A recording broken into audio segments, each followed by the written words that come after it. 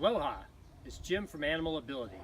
This video I'm going to show you 5 basic ways to get a barbell overhead.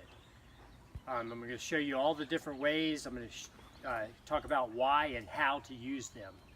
So the first thing I want to do, I'm going to use a PVC pipe to show you the individual techniques and explain them, and then I'll actually use the barbell with the weight. The first one I'm going to show you is the military press. Now what you're going to do is you're going to stand in the classic military attention position with your feet, and you're going to get tight butt, tight gut. Now you're going to hold just outside of shoulders. You've got tight butt, tight gut. You're pressing up, bringing your straight arms in line with your ears, biceps in line with your ears, basically. Bring it down, just missing your nose, to the collarbone area, back up. Now, the military press is a pure strength with a lot of dependence on stability. This actually used to be a competitive lift. Now we're going to do the basic overhead press. So the only difference is you stand with your feet hip width or shoulder width apart. Same position with your hands. You're going to press up. Same thing, biceps line up with ears approximately, and bring down just missing your nose. So that's the standard overhead press, and that's another pure strength move that doesn't rely as much on stability.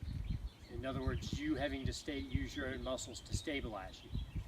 Now, the next one is going to be a little more athletic power involved. So it's the push press. So you're going to dip your knees and jump the weight up. Okay, just one knee bend, no double knee bend. Now the next one is a push jerk. So that's going to be the double knee bend. This takes a little more athletic skill, but once you learn it, you'll be able to do more weight than the push press.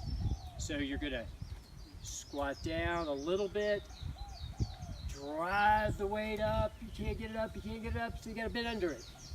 So you drop, bend under it, that's a rebend, and stand. So it's jump, rebend, stand. Now the last one is the split jerk. This is the most athletic of them, uses the most athletic power, and it's the hardest to learn. But once you learn it, you'll be able to do the maximum amount of weight overhead. So you're going to squat down and jump into a split. You can have your back heel down or up, whatever's most comfortable for you, since this isn't a competition. You're going to step together, then bring the weight down.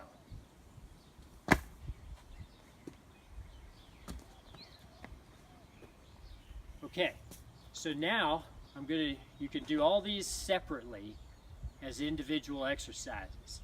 So what I'm going to do now is I'm going to show you how to do a big giant set if that's what you decide to do, whereas the weight gets heavier, or you plan with a weight you can barely do to go from one to the other within the set.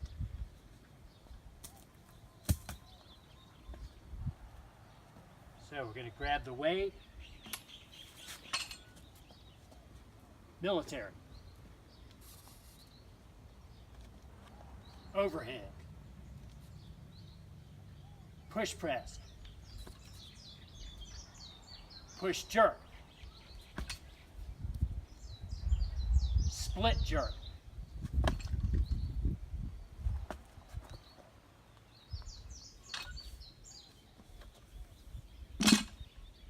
Now, one thing I want to make note of is when you're doing the split jerk and you're not doing, like a competitive lift like the clean and jerk, you want to make sure you train both legs.